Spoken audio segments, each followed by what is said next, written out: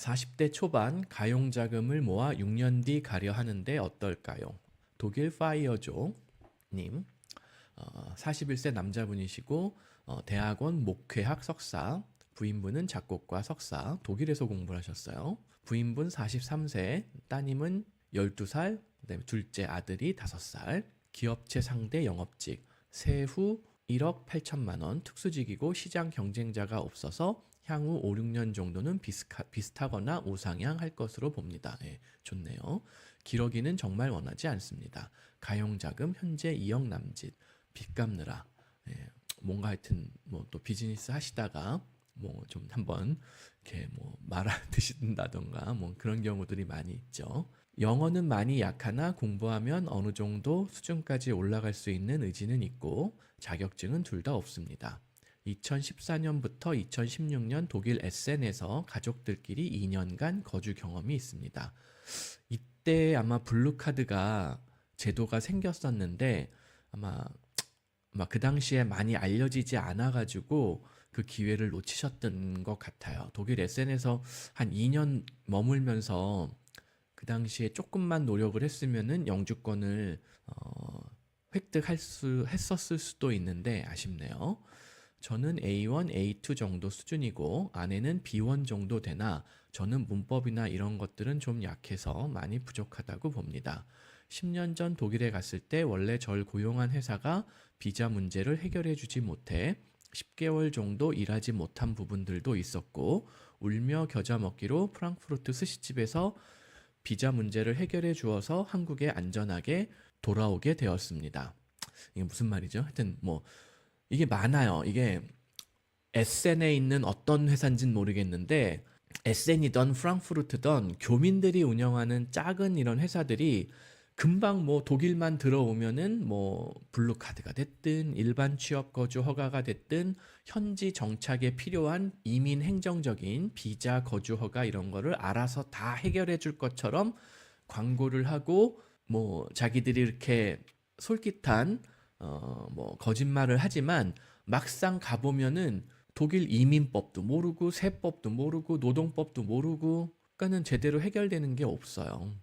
그래서 뭐 아예 대놓고 사기치는 사람들도 있고 본인이 사기를 치려고 했었던 건 아니지만 결과적으로는 자기가 약속한 고용주가 약속한 것들을 하나도 지키지 못하는 그런 경우들이 비일비재해요. 지금도 프랑크푸르트 뭐 이런 데 가보면 뭐 베를린이나 프랑크푸르트 등 뭐 한국 교민들 뭐 아니면은 뭐 이제 막 들어와 가지고 뭐 독일에 정착하겠다고 들어와서 뭐 좌충우돌하고 뭐 시행착오 중인 이런 분들 보면은 온갖 사건 사고가 많아요. 그래서 이 지금 방송을 보시는 분들도 그런 부분들을 유의해서 꼭 독일뿐만이 아니에요. 뭐 미국, 호주, 캐나다 뭐 수도 없어요. 그런 부분들을 유의해서 준비를 하시면 좋을 것 같습니다. 그래서 그것이 저에게는 큰 두려움으로 남아 있고 뭐 제 이민 실패 사례라고 볼 수 있겠네요. 그렇죠. 그래서 뭐 가져간 돈 다 까먹고 50만 원만 남기고 겨우겨우 한국에 다시 돌아와서 아둥바둥 진짜 열심히 살았습니다. 그래서 아마 현재 나이에도 불구하고 가용 자금 2억 원밖에 안 남으신 것 같아요. 지금 하는 일은 한국어로 영업을 하는 일이기 때문에 독일에서는 아마 제 어학 능력이 아무 소용없지 않을까 생각합니다. 다만 한국에서는 비교적 고소득을 얻고 있기 때문에 제가 생각하는 것은 바짝 열심히 일할 수 있는 동안 6년 후 가용자금 8억 10억을 만들고 그 금액을 가지고 배당주 세팅을 하여 독일로 넘어가서는 최저 생활비 300만 원 내외를 확보하고 독일에서는 미니잡 정도로 생계를 해결하는 게 어떨까 생각합니다. 근데 첫째 따님이 12살이잖아요. 6년 후면은 첫째 따님은 이민 1세대가 되는 거예요. 뭐 그때 뭐 만 18세, 19세 성인이 돼서 독일 들어오면 아무런 의미가 없느냐. 그거는 아닌데 제가 알려드리는 대부분의 정보들은 아이들이 어렸을 때 가서 독일에 있는 여러 가지 교육 기회, 커리어 기회, 영주권, 시민권, 줍줍 기회 이런 거를 잘 활용해서 선순환 구조를 만들어 보자 이런 내용들이에요. 그런 내용들을 보고 나중에 뭐 20대 초반에 뭐 후반에 분들이 정말 이렇게 독일 의대 들어가는 게 쉬워요? 독일 법대 들어가는 게 쉬워요? 나중에 와서 물어보는데 그분들은 이미 머리가 굳었단 말이에요. 응?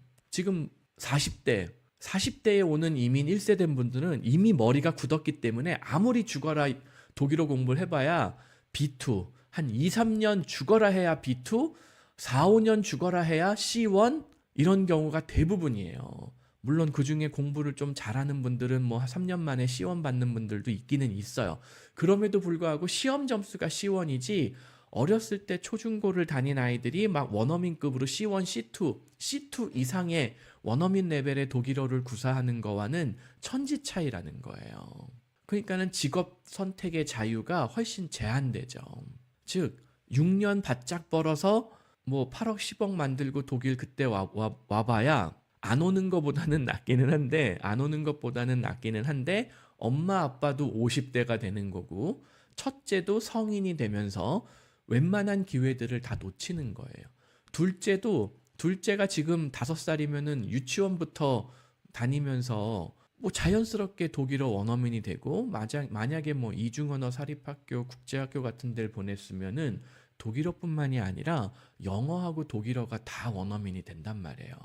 저희 둘째, 셋째 독일에서 영어 공부했다고요. 그나마 첫째가 한 3학년, 초등학교 3학년까지 호주에서 영어 공부를 했고 근데도 둘째, 셋째 다 영어 원어민이라고요.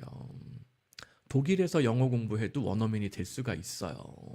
요 아이들이 서둘러서 준비를 한다면 6년 후 가용자금 8억 10억 만드는 거 물론 뭐 차선책이라서 어쩔 수 없이 뭐 그렇게 하기는 하는데 많은 분들이 오해하는 게 물론 자금도 당연히 중요하죠. 자금도 중요한데 시간이라는 자산, 인생에 있어서 시간이라는 자산은 아예 회복이 불가능한 자산이라는 거예요. 뭐 6년 후가 아니라 아예 한 16년 후에 나이 60 될 때까지 뭐 한 20억, 30억 만들어서 가도 되잖아요. 물론 이제 그때가 되면은 엄마 아빠의 기회는 사라지고 아이들이 이민 1세대가 되겠죠. 아이들이 이민 1세대가 되는 거죠. 그러면 좋은 시절 다 가는 거예요. 엄마 아빠는 60 넘어서 이제 뭐 안 좋은 얘기일 수 있지만 뭐 심하게 병치레 할 수도 있고 한국에서 대한민국에서 제일 부자였던 고 이건희 회장님 몇 살 때부터 병치레 시작하셨는지 찾아보면은 깜짝 놀라세요. 아, 돈이 인생의 전부가 아니구나. 그깟은 아닌데 그 많은 돈을 제대로 써보지도 못하고 결국에는 일찍 가셨구나.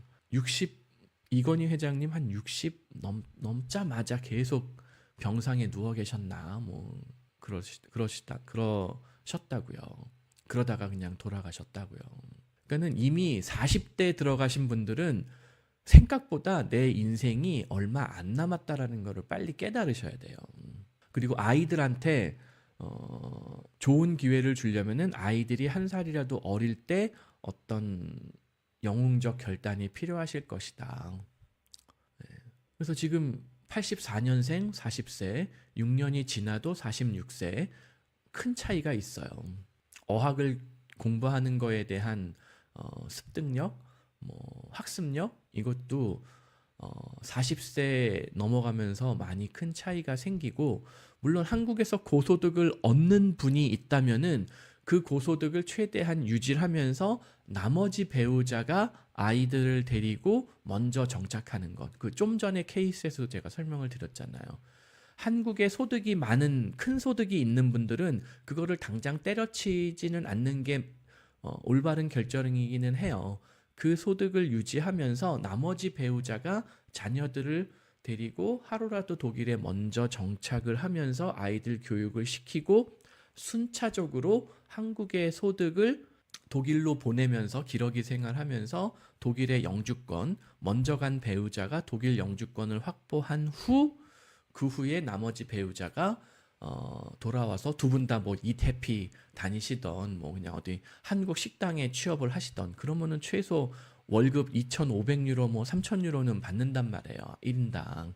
그냥 맥도날드만 다녀도 2,500에서 3,000유로는 벌 수 있어요. 뭐 약간 뭐 뭐 오버타임 조금 한다던가 뭐 주말 근무한다던가 야간 근무한다던가 하면은 1인당 2,500에서 3,000유로는 웬만하면 다 벌 수가 있거든요. 아무리 최저임금 취업을 한다 하더라도 그러면 부부가 맞벌이 하면은 한 달에 한 6,000유로 세전 소득이 되고 자녀 둘이면은 세후 소득이 아마도 한 4,000유로까지는 뭐 양육비 포함하고 하면 한 4,000유로는 생활비로 쓸 수 있을 걸로 추정이 되는데 그 정도면은 막 엄청나게 막 중산층의 삶을 자유롭게 즐긴다 이건 아니지만 한국처럼 사교육비가 들어가는 것이 아니니까 최대한 절약하고 살면은 어렵지 않게 뭐 아주 풍족하진 않지만 아주 부족하지도 않은 삶은 가능해요. 그리고 조금씩 조금씩 자기 몸값을 높일 수 있도록 독일어 공부 플러스 아우스빌딩 이런 거 해 나가신다라고 하면은 내 몸값이 월급 3,000유로에서 3,500유로, 4,000유로, 4,500유로 꾸준하게 올라가는 거는 절대 뭐 불가능한 일은 아니에요. 예. 그래서 많은 분들이 이제 이런 오류가 있는데 자금도 없이 무작정 오는 거는 가장 큰 오류예요. 근데 자금이 약간 부족한데 이거를 보완하겠다고 한국에서 시간을 허비하는 것도 사실 또 다른 큰 오류 중에 하나예요. 왜? 시간도 자산이니까. 이거를 많은 분들이 깨닫질 못해요. 아예 자금이 없이 무작정 무모하게 오는 사람들도 문제지만 그런 거는 사람들이 빨리 깨달아요. 아, 이거는 좀 무모한 계획이야. 일단 자금을 어느 정도 준비를 해야지. 준비되지 않은 상태에서 무작정 가는 거는 우리 가족이 다 같이 망하는 지름길이야. 이거는 빨리 좀 비교적 쉽게 깨닫는 편이에요. 근데 인간에게 시간은 유한한 자산이다. 굉장히 유한한. 그리고 30대, 40대, 특히 아이들이 만 12세가 넘지 않는 상태. 초등학교 저학년 때, 유치원 때, 초등학교 고학년 때 이게 다 달라요. 그러면 중학교 때, 고등학교 때 그거에 따라서 또 아이들의 학업 성취도 직업 선택의 자유도 다 달라지고요. 당연히 유치원 때 온 애들이 유리하죠. 그래서 그런 것까지 고려를 해서 다시 한번 그 전략 시뮬레이션을 짜보시고 계획을 세워보시면 좋을 것 같습니다. 독일 파이어족님.